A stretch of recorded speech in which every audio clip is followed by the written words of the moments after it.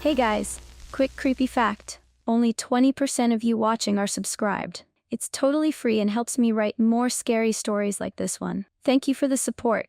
Now let's dive right in. I should have listened when Mr. Norton told me not to look at the light.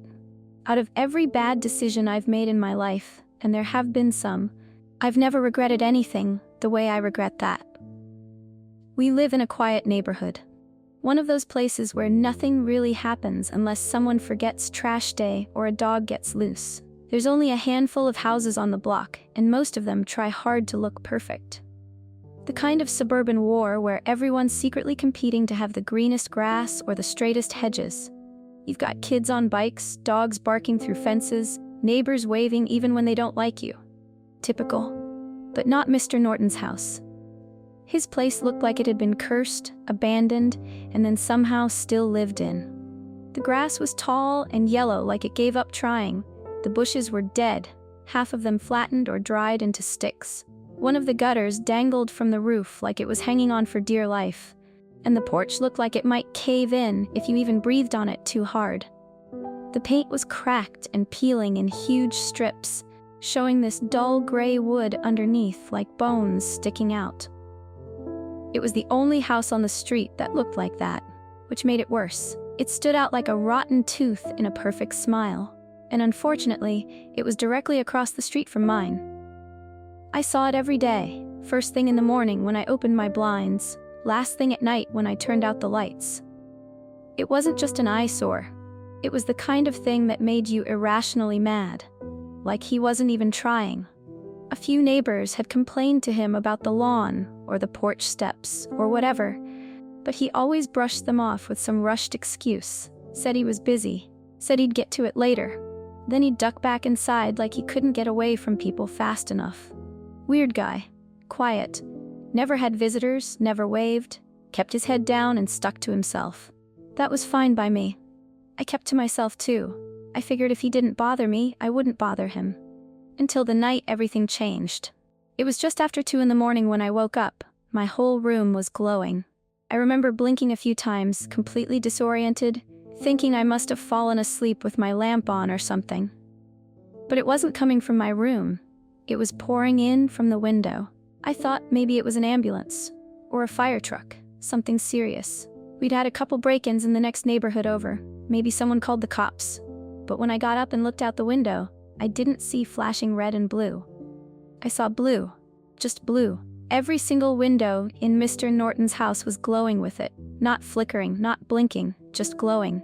A deep, electric blue that pulsed slowly, like it was breathing. It lit up his entire front yard and most of the street around him, including mine. It was so bright I could see the cracks in the sidewalk and the individual leaves on my front lawn. The light wasn't normal. It wasn't soft or warm like a lamp, or harsh like LED headlights. It felt heavy, like it was pushing against the walls of my room. I stood there for a long time just watching. It didn't go out. It didn't fade. It pulsed, again and again, like something alive. By morning, it was gone, like nothing had ever happened. But the next night, it came back. And the night after that, it was even brighter. I went to the hardware store and bought blackout curtains, thinking maybe that would help me sleep. But the light was so strong it still crept in around the edges, turning my walls this eerie blue, like my whole house was underwater. After a few nights of that, I couldn't sleep at all. I was exhausted. My head hurt. My eyes burned. But more than anything, I was done pretending it was nothing. I decided I had to talk to Mr. Norton. I didn't know it yet, but that decision, that moment, that was when everything started to go wrong.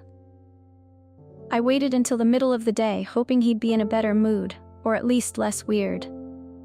The blue light hadn't returned the night before, but I was still running on barely 3 hours of sleep, and I had this growing feeling in my chest that wouldn't go away. Like pressure. Like something was waiting. When I stepped outside, the sun felt too bright, like the world was trying too hard to look normal. Across the street, Mr. Norton's house looked just as it always did. Rotten lawn, cracked steps, broken gutters swaying gently in the breeze. No sign of the strange pulsing glow. No proof I hadn't imagined it all. But I hadn't imagined it. I knew what I saw. He was sitting on the porch steps, hunched over a pile of metal and wires. It looked like a broken fan, or maybe part of an old radio. Hard to tell. Wires hung loose from the sides, and he kept flipping it over like he was looking for something inside it. I stood at the bottom of his steps and cleared my throat. "Mr. Norton?" "Hi, excuse me," I said. "I'm Veronica. I live right across the street." He didn't look up, just kept poking at the tangled mess in his lap. I was wondering, would you be able to maybe turn off whatever lights you've got going at night? It's been kinda hard to sleep. I tried to keep my voice calm. Friendly even. No reason to make things weird, right? Then he snapped his head up, so fast. His eyes locked on mine like he hadn't heard a word I said, like he was just realizing I was there. "Don't look at the light," he said. Loud, sharp. Not angry, exactly. Just urgent, desperate. I blinked. "Well, I can't help it. It's really bright. It lights up my whole room." He cut me off again, louder this time. "You are not supposed to look at it. They don't want you to look." The way he said they made something tighten in my stomach. I stood there, awkward and unsure whether I should push or just leave. "Who?" I asked. He didn't answer. Instead, he looked back down and started mumbling under his breath. His fingers twisted wires around the rusted metal like he was in a trance. His voice got louder, and I started picking out the words. "I'm sorry. I'm sorry. I will contain the light. I'm sorry. I'm sorry." Over and over, like a prayer or a confession. That was enough for me. I turned and walked back across the street without another word. I didn't know if he was sick or delusional or just flat out gone, but he was clearly not okay. Still, I didn't think he was dangerous, just broken. Later that afternoon, I glanced out my bedroom window and saw him on a ladder. He was boarding up his windows with whatever he could get his hands on. Scrap wood, trash bags, even metal sheets that looked like they'd been ripped off an old appliance. It was frantic, chaotic, like he was racing the clock. I watched him hammer and staple and tape things into place like the world was ending, and he was the only one who knew. But when night came, the blue light was back, even stronger than before. The makeshift barriers didn't do a thing. The glow poured through them like they weren't even there, casting that same eerie pulse across the entire street. My blackout curtains were useless. My room looked like it was glowing from the inside out. And then I saw something new. A beam. Not just any light, this was massive. A perfect solid column of electric blue that shot straight up from Mr. Norton's roof and into the sky. I gasped out loud and stepped back from the window. It was like a searchlight from some other world. The sky was cloudy, but when the beam hit the clouds, they began to glow too. Soft at first, then brighter. Then wrong. Like something was opening in them. The clouds didn't just light up. They shifted, split, like something behind them was trying to push through. The hairs on my arms stood straight up. It felt like the air itself had changed, like the sky was watching. And then, just like that, the light vanished. Gone. No pulse, no glow, just blackness. I stood there in the dark, my heart thudding so loud I thought I might pass out. Then I heard it, a whisper, right behind me. I spun around, but my room was empty. There was no one there. No one I could see anyway. At first, I thought I was losing my mind. The night the beam vanished, I stayed up for hours just sitting on the edge of my bed, staring out into the darkness like I expected it to come back. But it didn't. Not that night. Not the next night either. No blue light, no glowing windows, no beams splitting open the sky. But something else started. The voices. They were quiet at first, just little murmurs like someone was talking in another room with the door almost closed. I'd hear them when I was brushing my teeth, or making coffee, or lying in bed trying to get more than 2 hours of sleep. They always sounded close, too close. Sometimes it was like they were behind me. Other times it was like they were just outside my front door. And the weirdest part, I could never make out the words. It wasn't English, wasn't Spanish, wasn't anything I'd ever heard. The language didn't even sound human. It was all whispers and clicking sounds and harsh syllables that didn't make sense, no matter how hard I tried to focus. I figured I was just tired. I mean, I hadn't slept properly in almost a week. Maybe it was stress. Maybe my brain was trying to process everything that had happened. The light, the sky, the way Mr. Norton looked at me like I'd made some kind of mistake just by watching. So I did what any desperate, half-delirious person would do. I tried to record it. One night, when the voices started again, soft, hissing murmurs drifting in from somewhere near the kitchen, I grabbed my phone and hit record. I sat there on the couch, staring at the empty hallway, listening, and when I played it back, nothing. Not a single whisper, just static. Empty crackling noise like dead air on an old radio. No voices, no proof. But I heard them. I know I did. Every day they got louder. By the fifth night, I couldn't even pretend it was in my head anymore. The whispers were everywhere, coiling around my ears, slipping under doorways, bleeding in from the vents. Sometimes they moved in patterns, circling the room like they were pacing. I could feel them, and they were getting bolder. I'd be lying in bed, eyes shut tight, and I'd swear I felt breath on my face. I'd whip around thinking someone was standing next to me, only to find nothing. But the air would still feel off, like the room wasn't empty, even if it looked that way. That's when I knew I had to go back to Mr. Norton. Not because I thought he had the answers, because he was the only other person who knew. I walked across the street in broad daylight, heart racing, already expecting him to slam the door in my face. But when I knocked, he opened it almost instantly, like he'd been waiting. He stared at me like I was a ghost. "I'm sorry," I said, "but if you're not going to turn off those lights, I'm going to have to." He cut me off again. This time his voice was low, but clear, steady. "They know you saw it," he said. I froze. "What?" "The beam," he whispered. "It's them." I stared at him, pulse pounding. "Who is them?" He didn't answer at first, just lifted one shaky hand and pointed upward toward the sky.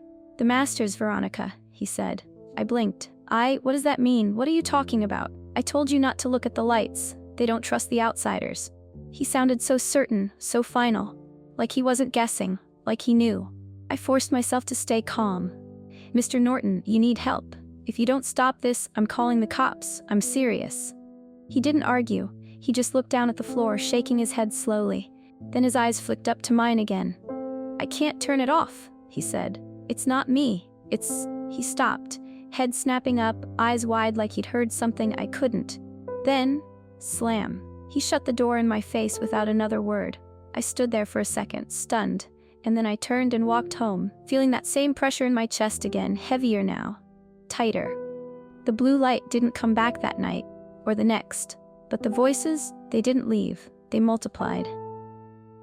I thought I had a few days of peace. No glow from across the street, no pulsing blue light, just ordinary darkness and the soft hum of my ceiling fan. It was almost enough to make me believe that whatever had happened was over.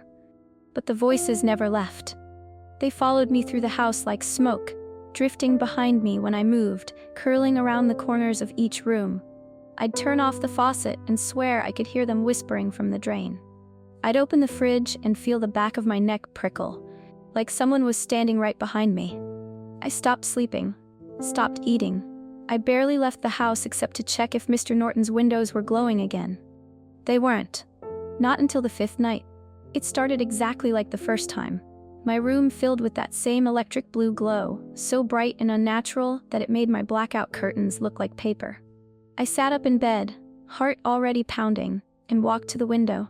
I hesitated, hand on the curtain. I knew I shouldn't look. I knew what he'd said, but I looked anyway, and there it was. The beam. It was even bigger now, wider, brighter, more intense. It shot straight up from Mr. Norton's roof, cutting through the sky like a blade made of light. The clouds weren't just glowing this time, they were writhing, shifting, swirling like something behind them was pushing its way through. I raised my hand to shield my eyes, but I couldn't look away. It was like my body wasn't listening anymore, like something inside the light was pulling at me. Then the beam started to shrink. It didn't fade. It pulled in, collapsing into itself like it was folding inward. And just when I thought it was gone, it stopped, right above Mr. Norton's house. What was left was a glowing sphere, a perfect orb of light, still that same eerie blue, just floating above the rooftop like it had always been there. It pulsed gently, like it was breathing. And then it moved. I stepped back from the window. It was heading straight for my house. It didn't fly like a drone or a bird. It glided, slow and smooth, silent as snow. It didn't wobble or sway. It came in a straight line, like it knew exactly where I was. I braced for impact, certain it was going to crash right through the glass. But it didn't. It passed through my window like it wasn't even there. No shattering, no noise, just light sliding through air. I stumbled backward as it entered my room. It hovered over my bed, glowing with that same slow rhythm I'd seen in Norton's windows. Then it started moving again. Toward me. I didn't have time to run. I wasn't even close to the door. Tears welled in my eyes and spilled down my cheeks before I could stop them. I couldn't breathe. I couldn't move. And then the voices came back. Not whispers this time, screams. They were everywhere. Above me, below me, behind the walls. Screaming in that strange, garbled language that scraped against my skull like broken glass. I covered my ears and backed against the wall. Then I screamed, a real scream. From deep in my chest. The kind that makes your throat tear and your lungs burn. The kind that's more instinct than thought. The orb turned red. Its glow filled the entire room. It pulsed faster now. Jittery and erratic, like it was reacting to my panic. I screamed again, my voice raw. Don't hurt me. I didn't do anything. The red light flickered. It paused. Then it shifted back to blue, then yellow, then still, hovering in place like it was thinking or listening. And then it began to open. The surface of the orb stretched outward like liquid light, peeling away in thin layers. Something inside unfolded. Tendrils, long floating strands of glowing matter, slow and weightless, drifting toward me like smoke underwater. One wrapped gently around my arm, another around my leg. I couldn't move. A third tendril curled over the top of my head. That's when I blacked out. I woke up on the floor. My face was pressed against the carpet, and my mouth tasted like metal and bile. My stomach lurched, and I realized I had thrown up, twice, maybe more. It was cold. My clothes were soaked through with sweat, but my skin felt clammy, like I'd been lying in a freezer. Sunlight was coming through the window. I blinked slowly, trying to remember where I was, why I was there, if any of it had actually happened. Then I moved. The second I pushed myself up, pain shot through my arms and legs like I hadn't used them in weeks. My limbs shook under my own weight. I staggered to my feet, grabbing the edge of the bed for support. That's when I saw myself. My arms. Too thin. Way too thin. Not just, I've lost a little weight thin. Sickly. Wrong. Like my skin didn't belong to me anymore. It hung loose around my wrists. My knuckles bulged through like they were going to break through the surface. I gasped and stumbled toward the bathroom, dragging my feet like they were made of lead. I flipped the light switch and looked in the mirror. I barely recognized my reflection. My face looked hollow, like something had carved it out from the inside. My cheeks were sunken. My lips were cracked and pale. My eyes were ringed with shadows so dark they looked bruised. I looked like a skeleton wrapped in skin. No life, no warmth, just a shell. A scream tore out of me before I even knew it was coming. It bounced off the bathroom tiles and echoed back, too loud, too real. I staggered backward, slammed the door shut, and sank to the floor. Something had happened to me. It wasn't a dream. It wasn't sleepwalking. That thing, the orb, it had done something to me. I couldn't stay there. I couldn't sit in that house one more second without answers. I left my front door swinging open behind me and dragged myself across the street like I was moving through mud. My legs were shaking, barely responding, but I didn't stop. I couldn't. I reached Mr. Norton's porch and knocked. Nothing. I knocked again, harder. Still nothing. I twisted the doorknob. It was unlocked. I stepped inside. His house smelled like burnt dust and old wires. Everything was dim, curtains drawn, windows blocked, but there was enough daylight creeping in through cracks for me to see. I didn't get more than 3 steps in before my foot hit something soft. I looked down. Mr. Norton. He was lying flat on his back in the middle of the living room. His eyes were open, staring at the ceiling. He wasn't blinking. I dropped to my knees beside him and touched his shoulder. Cold. He was dead.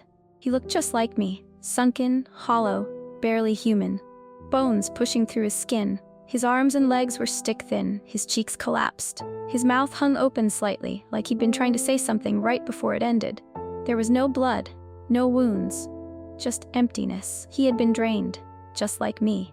I sat there shaking for a few seconds, unsure what to do, unsure if I was about to pass out again or throw up, or just lie down and wait to die. Then I saw it. A notebook.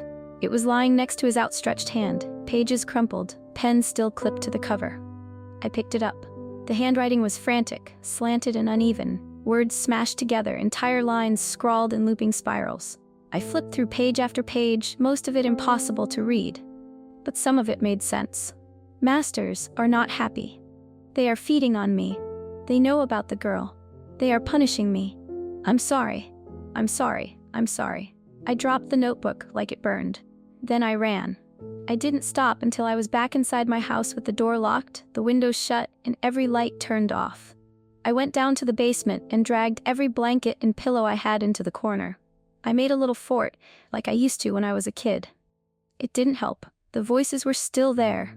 Only now, they never stopped. They spoke louder than before, still in that impossible language. Sometimes fast, sometimes slow. Like they were arguing, like they were deciding something. And deep down, I knew. The orb was coming back. I don't know how long I stayed in the basement. The little pillow fort I built in the corner started to smell like sweat and fear, but I didn't care. It was the only place that felt small enough to hide in. I had my knees pulled to my chest, arms locked around them, rocking without even meaning to. The voices hadn't stopped. Not once. They filled the room like fog, impossible to grab, impossible to escape. They whispered behind the walls, above the pipes, inside the vents. And they weren't just talking anymore. They were angry. I could feel it in every word I couldn't understand, every phrase that stabbed through my ears and made my stomach turn. Sometimes I thought I could hear my name, twisted and stretched into something unrecognizable. I covered my ears and tried to drown them out, but nothing worked. Then it got worse. The voices stopped sounding like they were behind the walls. They sounded like they were inside my head, and that's when I knew. It was close. I felt it before I saw anything, like the air changed pressure, like the room bent around me without actually moving. Then I looked up, and there it was, the orb. It came through the ceiling like mist, no sound, no light breaking, no hole in the drywall. It just arrived, dripping down through the concrete like water through cloth. It hovered above me, glowing that same deep blue, pulsing steady as a heartbeat. I backed into the corner until I couldn't go any farther. "I'm sorry," I whispered. "Please, I didn't mean to see it. I didn't mean to look." The orb didn't respond. It glowed brighter. Then it changed. The surface shimmered, colors shifting. Blue, then yellow, then a bright, blinding white. Then it opened. Just like before. Tendrils spilled out from the center, long and slow, swaying like they were underwater. But they weren't gentle this time. They moved with purpose. Fast. They wrapped around me before I could scream. My arms, my legs, my chest. One wrapped around my neck and squeezed. Not enough to kill me, but enough to shut me up. I struggled, but it was pointless. They were strong, cold. They lifted me off the ground like I weighed nothing. I dangled there, weightless, gasping through clenched teeth as the tendrils pressed into my skin. Then they went deeper. It didn't feel like pain. It felt like being hollowed out, like something inside me was being pulled apart cell by cell. Every time the orb pulsed, more of me vanished. My strength, my breath, my thoughts, they weren't just draining me, they were consuming me. I tried to scream again, but nothing came out. I couldn't even hear my own heartbeat anymore, just the voices, now howling like a storm in my skull. So many of them, all at once. Layers of language I couldn't understand, words from a place I was never supposed to know existed. And somewhere in all that noise, I heard one clear thought.